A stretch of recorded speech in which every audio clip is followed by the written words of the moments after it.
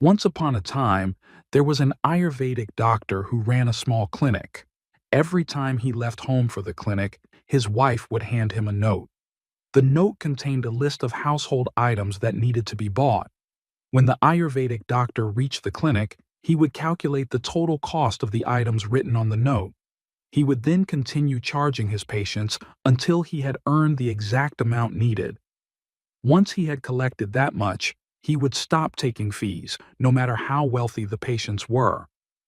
One day, he reached his clinic and opened the note as usual.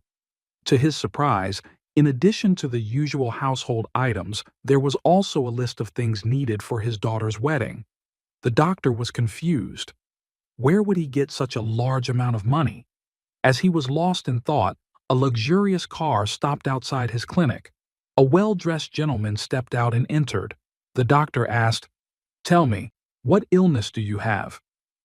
The gentleman smiled and said, "Doctor, I don't think you recognize me. Many years ago, I came to your clinic.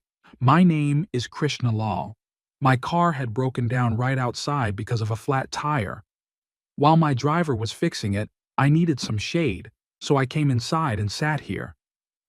At that moment, I saw a little girl pulling your arm repeatedly, saying, 'Father, let's go home. I'm hungry.'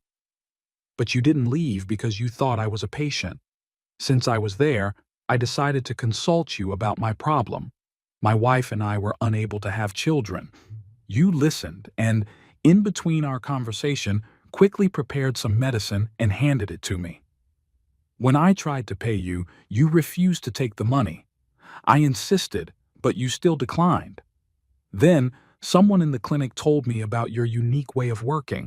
You only charge patients until you earned what was needed for the day. I went home and told my wife about you.